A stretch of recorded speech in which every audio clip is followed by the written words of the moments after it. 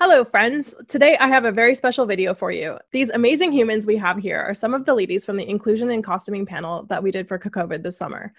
If you haven't seen that yet, I'll link it down below, and it's a great resource. They came and asked me if we could perhaps record another video for you all to discuss the problematic nature of the show Bridgerton, which has pretty much everyone talking about right now, for one reason or another. If you don't know what Bridgerton is, it's a show produced by Shonda Rhimes for Netflix and is based off a book series and is billed as an inclusively casted period drama set in the late Regency era. Let me be clear that we are not here to trash this show. A bunch of the people on this panel actually really love this show. What we did want to discuss is why calling this show inclusive is problematic.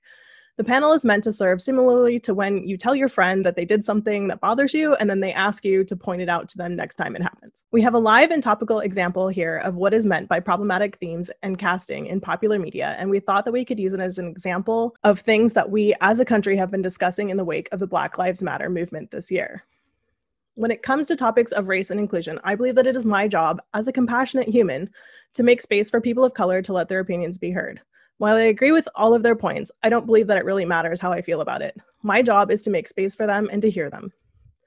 I'm going to set some ground rules to please be kind and generous, as you always are in the comment section.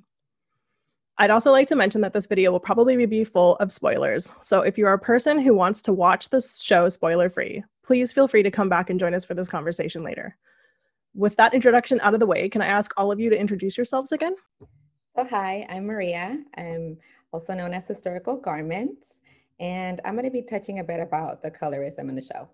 Hi, my name is Nami. I used to go by Necronami Cosplay, but now I go by Nami Sparrow because I'm venturing more into other non-cosplay costuming things.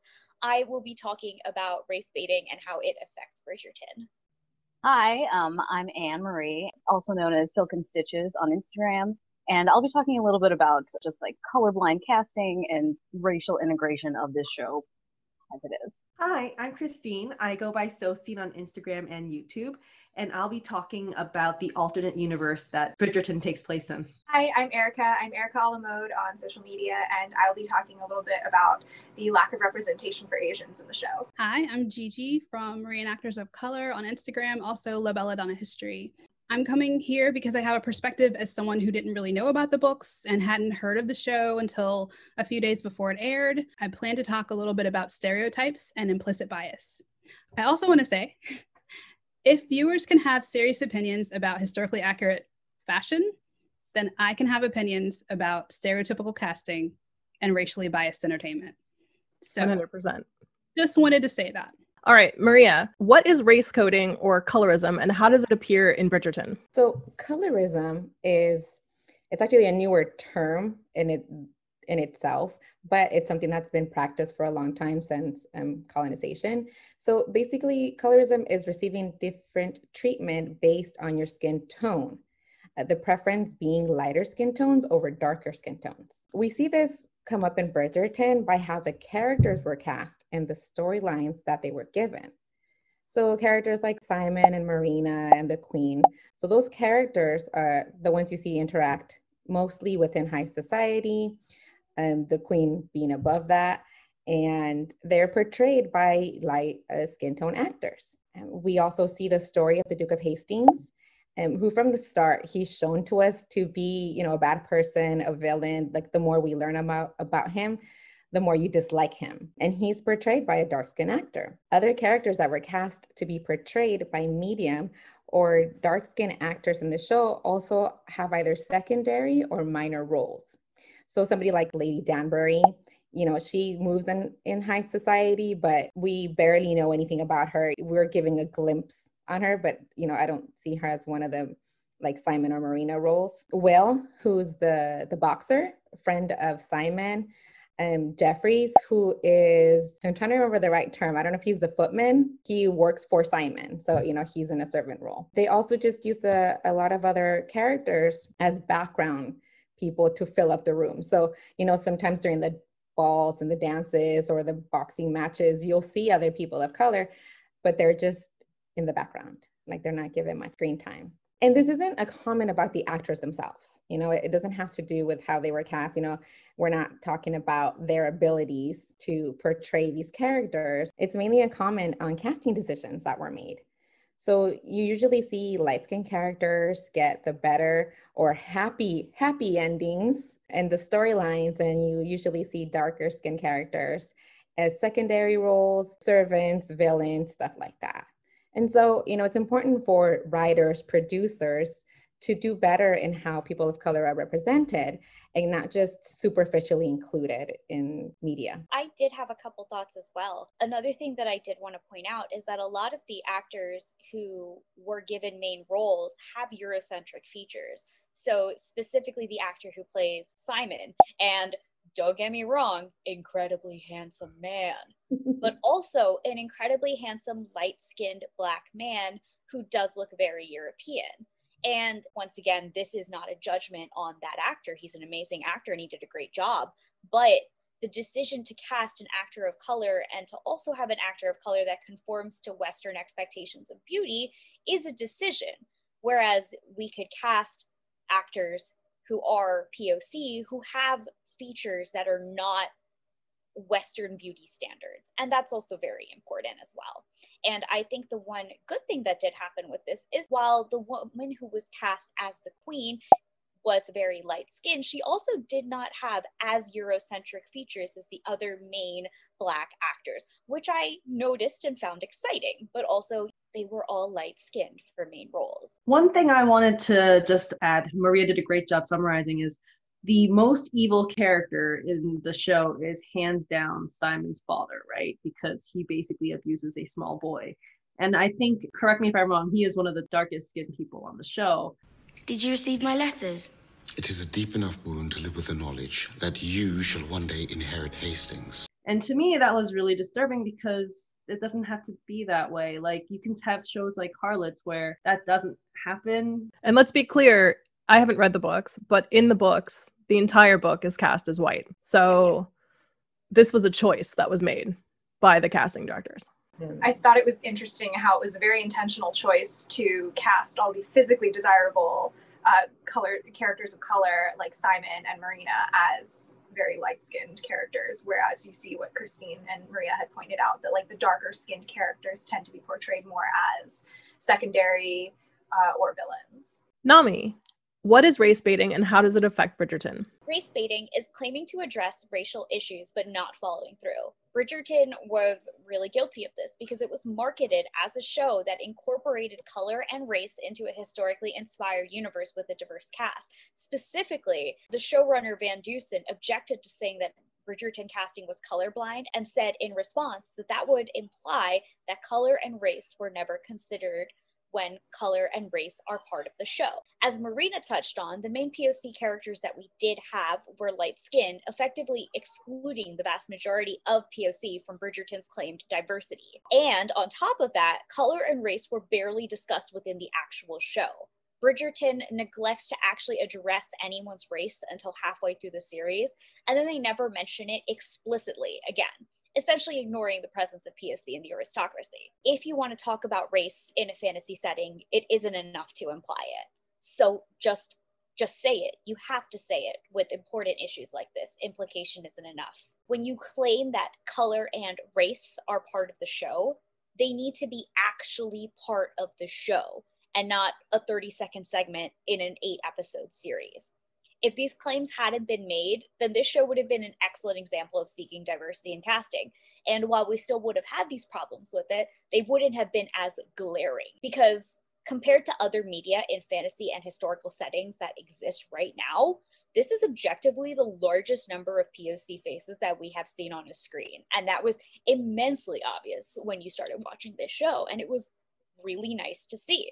But unfortunately, since these claims about diversity and addressing race and color were made and then were very much not delivered, us POC are left feeling really disappointed and honestly taken advantage of. It feels like Bridgerton and the showrunners were making claims of addressing race in this show to lure us into watching this show. And when they fell short, it just felt really dirty and it felt like we were being robbed. I have to say, even as a white person watching the show, I was enticed to watch the show largely because the cast looked diverse and I was excited about it.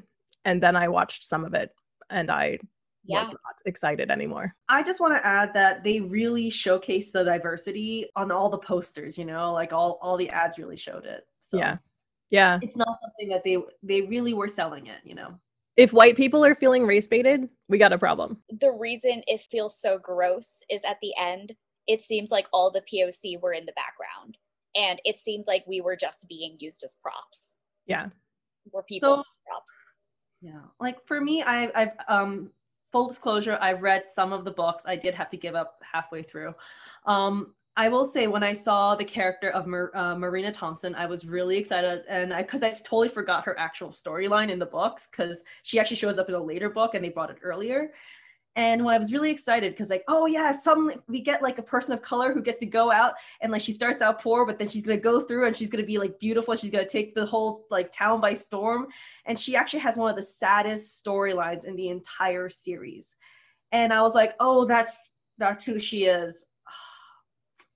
You know, and I felt a little baited because I just was really excited that we were going to get a person of color who got to go out and have a come out ball. Yeah, I was so thrilled to see a Black man as a romantic lead. And I was like, heck yeah, more of this. We need to allow more men in general, but especially Black men, to be like, you know, the soft romantic lead. Like, let's have it. The problem arose when his father was such a terrible, terrible person who was cast very dark. And then there is no explanation that all of his father's terribleness could be explained by the pressure of a white society that was just starting to accept Black folk into nobility. And this is why he was pressing him to be good. It's the story that every immigrant kid knows. And it's the story that we were implied to have known was being told. But if you imply it, you're not telling the story. If you want to tell the story, tell it to us. I think that was one of my biggest issues, because I'd read a couple articles with the show creator, and he was saying all of these things about racial integration and how important it was to the story, and how this society was coming together in this alternate universe based on the fact that Queen Charlotte was part Black, and how like that played a huge role in integrating this society that we see in Bridgerton. And then she gave this dukedom to Simon's father, which then created so much pressure for him to try and fit in with this society and create a new line for his dukedom. But none of that was in the story. And so it just kind of felt like, was that intentional, or are you doing this just to lure people in to watch it? Because if it's not an intentional writing choice, if it's not built into the story for us to actually get that from the context of the show, then it doesn't really feel like it's been included. It just feels like an aside that you've thrown in, like Dumbledore's gay. That doesn't change the story. That doesn't help us. I remember the story, and I remember seeing like what it was that was represented, and like finally going back and seeing the wordage that they used. Specifically, let's talk about like Simon's dad. He did say, do you know what it is that we have to do? We have to be extraordinary. But it will only remain ours so long as we remain extraordinary. But it was so vaguely implied. And the same thing, like Marina has a line that was very vaguely implied, like race is always slightly hinted at, and then they finally do say it, which is good, but it seemed completely out of left field, even for me, who like would have been listening for that, but I didn't hear it until the second time around. So if it took me that long to actually like realize that the subtext was really buried under there, then you didn't get that across in the story. A lot of the moments that hint at race can also hint at other issues that are more prominent in the stories. So for example, Marina hinting at race when she says, you'll never understand to be around people like you, so out of touch, so superior. She could literally just be talking about how her cousins are richer than her.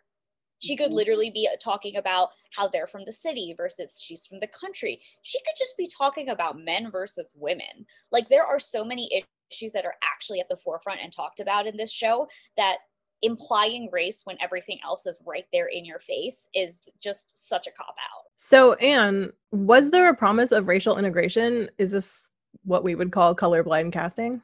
I believe that there was a promise of racial integration because of the articles and the interviews that were marketed for the show, the official trailers, all the sneak peeks, all of the posters.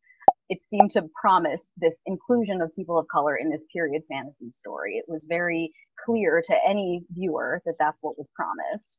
And Nami said there was a huge amount of people of color in like large party scenes, village scenes, in every class and standing, which was really, really really great to see. The first half of the series I almost could have said that there may have been colorblind casting. It reminded me almost of the 1997 version of Cinderella with Brandy and Whitney Houston and an Asian prince, which a lot of us really love. And it was very clearly colorblind casting. But once they revealed the fact that they were addressing the color issue, then it all kind of fell flat. And so Bridgerton did not implement colorblind casting. And I feel like it dropped the ball on addressing the race that they said that they were going to address. And it really didn't change the narrative as much as I would have expected it or wanted it to. It felt like they purposefully included people of color as set dressing in order to create a world that on the surface looks visually inclusive, but isn't actually. I personally feel like while this is a good small step in the right direction, the series did the minimum to include us while leaving a large audience feeling satisfied that their entertainment was integrated. I want to reiterate that last point. Like, this was a good first step. This is a lot of progress. Like, this is something that we don't often get as people of color, to see our faces on a screen, to see people who look different than the Eurocentric Western norm. This was a good step, and we appreciate that. We're not here to attack the show. This is not invective of the show creators. This is to say that, like, though we enjoyed it and though we appreciate the steps that were made, we see how this needs to be pushed further, because we're still falling into a lot of stereotypes and a lot of traps that people fall into when it comes to casting people of color. Gigi, I know you had some thoughts on this one. Yeah, so I can't speak to the promises made in advertising, but I can say that seeing people of African descent in a Regency show gave me satisfaction in a way that I can't really explain. It just felt good. After 30 years of watching Regency films, usually book adaptations, and never seeing a face like mine unless it's someone over in a corner cleaning something, maybe, this was warm and fuzzy. I kept thinking, wow, there's so many Black people. There was a little boy that was selling newspapers, just sprinkled throughout the whole show. It was just so nice. And it reminds me of the adage that beggars can't be choosers. Like, I'll take it. However, I don't want perfect to be the enemy of steps in the right direction, like Erica said. As a Black American, I've seen a lot of exclusion in the entertainment business, and I do believe this is a step in the right direction. My mom also used to say, if your friends don't like your clothes, then they can buy you nicer clothes, but as long as I'm buying your clothes, you're going to be happy with it. And so I can apply that here. This was Shonda's show. I may not like some of it, but it wasn't my show. I didn't get to make the calls. She got to make these decisions. She chose to do certain things, likely for reasons I will never understand because I'm not in the entertainment business. I do understand that because of her audience that she was marketing to, she probably included that in her decision-making processes. The population in America of Black Americans is only 13%. So she had a huge swath of other people that she needed to market to. That may have influenced some of her decisions. There are other mindsets and other sensibilities being catered to. So that being said, the next person who gets a shot and gets a show like this, do better. Make better decisions. Take the lessons learned. Hear what we're saying, that you can just put people of color in roles and let the actors be actors and not explain it. White people can handle seeing Black, darker skinned people play beautiful and powerful roles. Just ask Denzel. So use the lessons learned, please. I would like that, to see that as a white person. Christine, what is the alternate universe in Bridgerton, and what do you think it does for the race issues in it? So the alternate universe in Bridgerton is introduced in episode 4. And basically we find out that the reason that we have integration is because the king fell in love with a Black woman, Queen Charlotte, who historically is rumored to have had Black ancestry, but in this case, she's actually Black. And that love just fixed everything. Racism is dead, and everyone became integrated. People became dukes. And I think that this is a really cool bit of history that they could have made absolutely amazing. Like, this is a really cool little rumor, and they could have like talked about it more. We could have seen the integration process. We could have seen, hints of what was going on. For instance, I don't know if people really know this, but England still has slavery at this time. Slavery still goes on till 1833. What's going on with the slaves now? And the way that they actually freed the slaves was by actually paying the slave owners huge sums of money in order for those slaves to be freed. Did that happen? Are people happy about it? Like, are there newly rich people from it? Or if they don't want to go into that much detail, like, at least talk about it more. And the fact that it was one line, like, or like 2 or 3 sentences thrown into an episode, 4 episodes in, and then not discussed any further, makes it not a great world building technique. We were 2 separate societies, divided by color, until a king fell in love with one of us. If you wanted to do it, they had to do it more. Or in my opinion, if they didn't want to do it because it's a fantasy setting, it's clearly fantasy. The costumes are not historically accurate. No one wanted them to be historically accurate. And it can stay fantasy. You can just not say anything. So by saying something, they took a huge step in, and that's where I think a lot of the failings began. Yeah, I was really hoping that we were actually going to get a seat at the table this time around in this show. That it wasn't going to be just another show where people of color have typical storylines and characters, because that's really what we got here. And that we weren't going to get characters who had to be saved by other white characters. You can take artistic licenses when it comes to the period fashions, which fine, go ahead, there's other decisions for design and the costumes. But, also take those liberties with the roles that are being cast and that are being written. I've seen comments, obviously, on the internet, and some people are like, oh, well, why does everything have to be about race? The question there, I think, is really, why does it always have to be so stereotypical?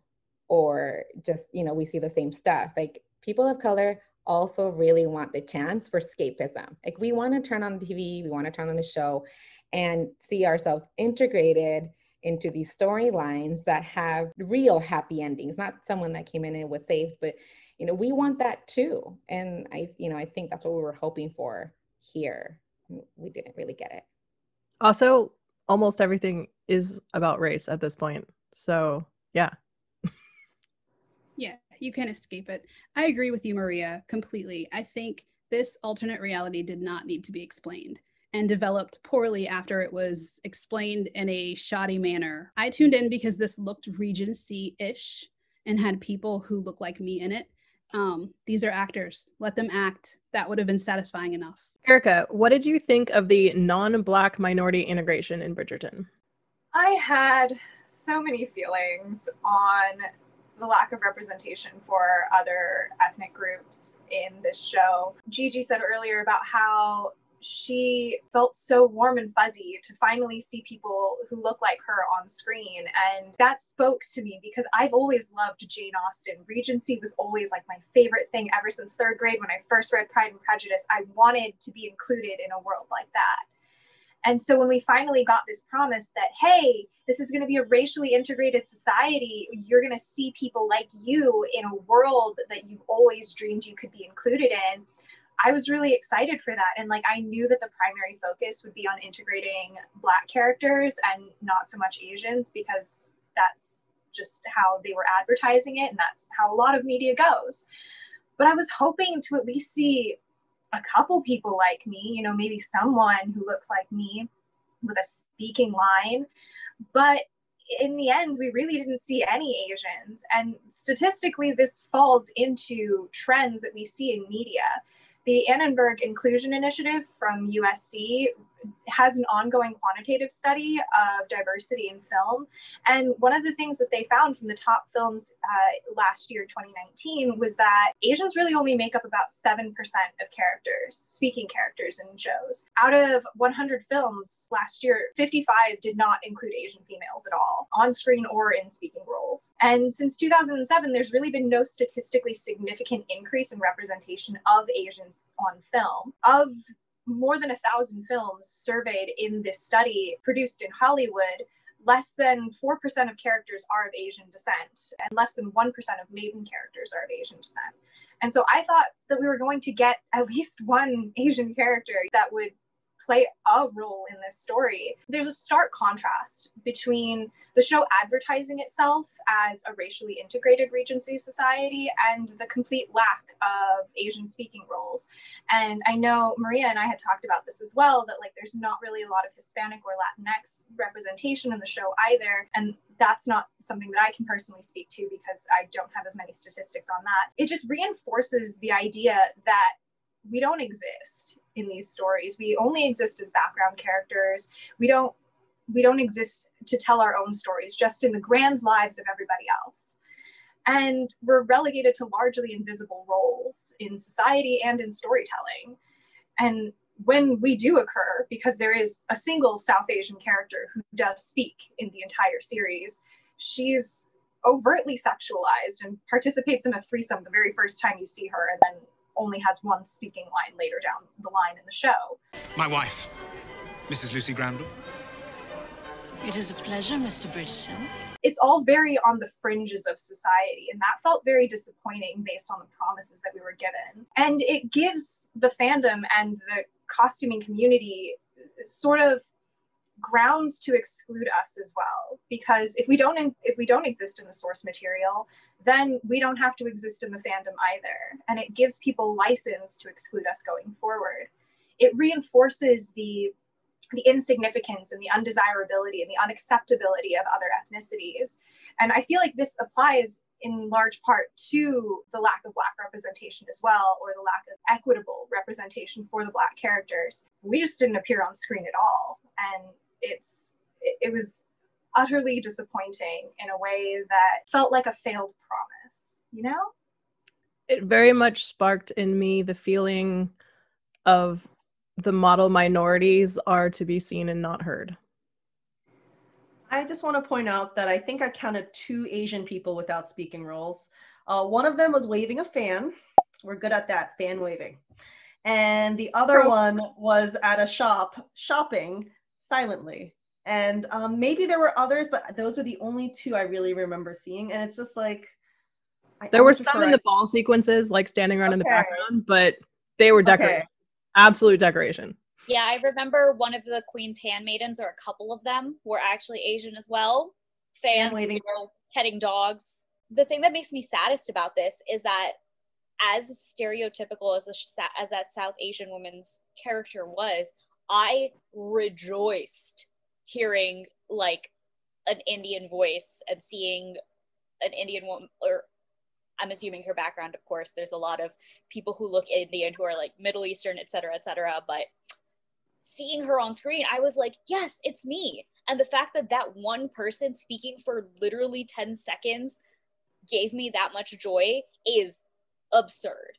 And it is not okay, because I should have been able to get more joy than 10 seconds of dialogue and her having a really horny threesome. Like, you go, girl, but also can we step away from the exotic Asian belly dancer Indian stereotype? Like, not cool. And speaking to Christine and Erica and knowing that they didn't even get that little morsel of that joy that I had, that was so fleeting. It's heartbreaking. The bar is low, friends. The bar is low. The bar is very low. It's on the ground. Yeah. But it's underground. It speaks to the lack of representation that other ethnic groups experience, that you were so excited for her to appear on screen at all and to have that one speaking line. It speaks to how little we see ourselves on screen, that something even stereotypical and so reduced like that is so profoundly exciting. Gigi, what did you think of the stories told by the Black characters in Bridgerton? What stereotypes do you think it perpetuated? So to continue what Nami and Erica were saying, it perpetuated stereotypes, the whole show. So casting affects implicit bias. Implicit bias, the term, describes attitudes that we have towards people and stereotypes we associate it with them without our conscious knowledge. If you want to know more about implicit bias, you can Google Harvard Implicit Bias Test. You can actually take a test for free anonymously to kind of give you an idea of what your own biases are. Implicit bias is evidenced by stereotype confirming behaviors and thoughts. For instance, I was in a limo and it was a female limo driver. And at first I was like, yay, female limo driver. And then we were in traffic and I was like, is she going to be able to park? You know, like that whole women can't drive thing. And I know better. I'm a woman. So that thought was showing that I have an implicit bias, right? The stereotype that women can't drive has affected me and my brain. We all have it, but we all can work against it. So the casting choices that were made, the character stories that were told were not likely intended to adhere to these stereotypes. But as we can see from the empirical evidence, they still did to a certain extent for all the POC characters. And those casting professionals have a lot of power. We want to see them use it wisely. Casting choices can help reinforce white supremacy or help dismantle it. So Netflix, do better next time. Why did Marina have to be Black? Why not Eloise? Of course, this crossed my mind and I knew why. So like Erica and Nami were saying, yeah, I expected this stereotypical, you know, the Black woman, she was loose, she got in trouble, now she has to do something shady. The beautiful Bridgerton family couldn't have been Black, but the country relation who gets pregnant and then pursues Lady Featherington's shady solution could be. This is par for the course. I'm used to the negative connotations that come with non-white character development. It's old and tired, and I'm tired of it. I don't like it, and I wish it wasn't a thing, but the joy I got with seeing just a few Black people on the screen kind of made up for it. Like, I'll take what I can get because the world is full of problems. And like Maria said, I just wanted to escape into a Regency world where there were people of color. I do find consolation that the only person shadier than Marina is Anthony, and he's white. At this point, it's like I have Black casting syndrome, kind of like battered woman syndrome. I know the stereotypical messages that are going to be sent are not okay. I tried to leave, right? But I kept coming back because there's promises of we'll do better this time. I want them to actually do better. So even though I'm used to this, it's no excuse for the industry churning out the same tired trope. Do better. You can do better. I know you can. I'd like to say something about implicit bias. Guys, you are not responsible for the first thought that comes through your head. Culture is responsible for that. You are responsible for the second thought that goes through your head. And that should be, why did I think that? And also the action that you're taking towards it. Yes, absolutely. You know, like the first thought could be, like you said, problematic. It's just, you know, but are you being actionable in helping that out? You know, maybe your second thought is still not that great. Yeah. But are you acting on that second thought? Are you waiting for something nicer? You know, like it's okay to recognize that whatever popped into your head or whatever you're doing is wrong, you know, but you need to actively work towards things getting better. And I think that's what we're asking for. You know, we're not, you know, whether you like the show or not, like it is romance, right? Escapism, you know, not this big genre that I'm into the books. Like I don't read those kind of books. That's why I've never read those books. But I could sit there and like, I still watched the whole show. We enjoyed the show, but there's still problems with it. And you know, it's fine to address when something has an issue. Yeah, exactly. There's a dumpster fire in my soul that loves anything so melodramatic that I lived for the Bridgerton experience. I binged the whole thing in one evening. That's not to say that I don't find it problematic in certain areas, and that's not to say that I won't criticize it. I did really enjoy it, and I would love to make a Bridgerton dress out of something very, very modern and very neon. Yes, and super colorful because aniline dyes. What are those? But regardless of whether or not I liked it, I think it's important to think critically about these kinds of media and to examine how we can progress further in the future, how to push that, how to keep striving for better diversity and better representation, because we all have implicit biases. We all have these moments where we fall into these traps. But if we can keep pushing forward, if we can keep thinking critically about the media that we're consuming and even the media that we're liking, we can continue to push for progress. Yeah, I adored this show. I love this show so much. It is the exact genre of trash that I adore. It was amazing. I told all of my normie friends to watch it. They watched it too. We've been screaming about it. Romance trash. Give me more. Give me more. Like cupcake frosting dresses, but give them chemises. Like, give me more of this. But someone to shift, please. I know, right? Please. But you can also do better, and that's why we're here, because we love this kind of stuff.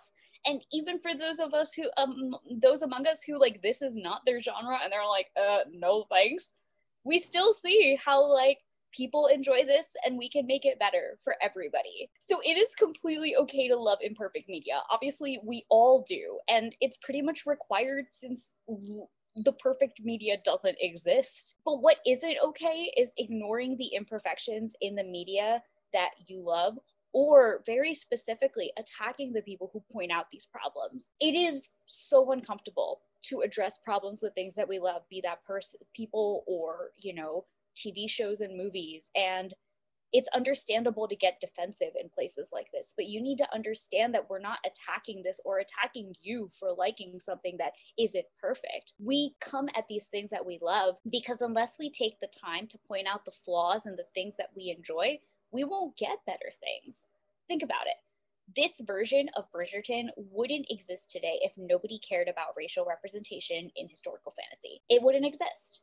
And if we don't criticize the problems with Bridgerton, we will never have shows with Asian representation or with dark-skinned POC representation or with non-tragic POC-led love stories. If we hadn't criticized, you know, our historical white, mostly cis male, high fantasy TV and movie that existed before this, Lord of the Rings, I am looking at you with your 3 female characters. Sausage party. All sausage all the time. But if we didn't criticize things like this, we wouldn't have things like female representation in this media. We wouldn't have the new Star Wars trilogy led by a female Jedi. And let's be real, these new things are still not perfect, and some people dislike them for completely separate reasons. We absolutely should always ask for better. Always, always, always.